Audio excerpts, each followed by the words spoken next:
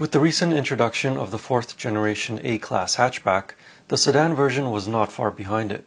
But does the least expensive Mercedes-Benz still feel like a Mercedes-Benz? The A220 sedan has essentially the same engine as the A250, but with a little bit less power. The 2-liter turbocharged inline 4-cylinder engine produces 188 horsepower and 221 pound-feet of torque. Peak power is reached at the 5,800 RPM mark, but peak torque is available at a very low 1,600 RPMs. While the A220 doesn't feel as sprightly as the A250, it's actually a full second slower to 100 km an hour at 7.2 seconds. It's just enough power and torque for most drivers' daily commute to work or school. With this slight reduction in power, the fuel economy sees a slight improvement. The A220 4MATIC sedan is rated at 9.6 liters per 100 kilometers in a city and 7.1 liters per 100 kilometers on a highway. Mated to this engine is a 7-speed dual-clutch transmission. On the move, the transmission is quick and smooth to change gears, but it becomes a bit cumbersome when setting off from a stop. It's almost as though it's learning how to engage a clutch, if that makes any sense. However, when you're on the move on twisty roads, the A220 feels playful and joyous to drive. The steering is precise and quick to respond to driver inputs.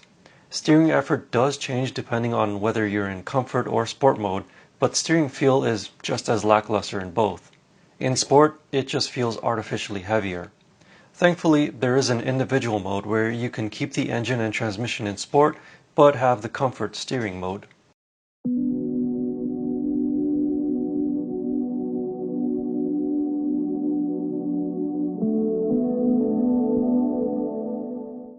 The ride of the Mercedes A220 is fantastic.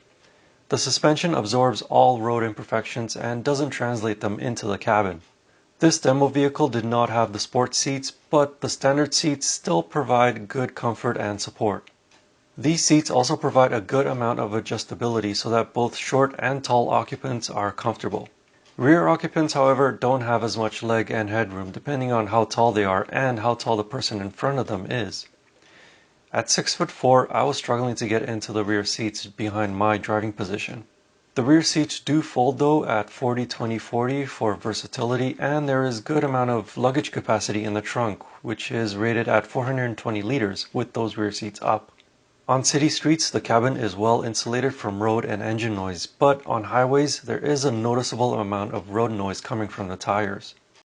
The design of the interior is very similar to that of the current generation Mercedes-Benz vehicles. The dual screens span from the driver's side to the center console with LED accented vents underneath. The panoramic sunroof allows for a lot of natural light to bathe the cabin during the day, with an ambient lighting system doing the same at night. Materials though are not the best quality, with cheap feeling plastics on the lower portions of the cabin.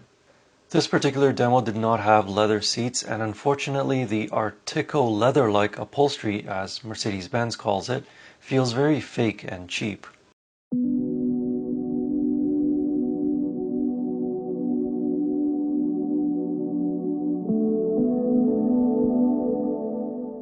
One of the biggest changes to the A-Class is the introduction of the MBUX infotainment system. It has shiny new graphics and a more organized menu system. It can be controlled by the touchscreen, the center console touchpad, voice commands, or by the BlackBerry-style touchpads mounted on the steering wheel.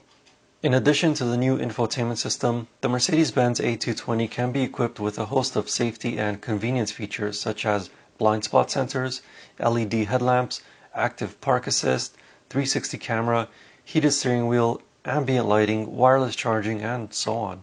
So on the gadgets front, it definitely can be optioned like a more expensive Mercedes-Benz.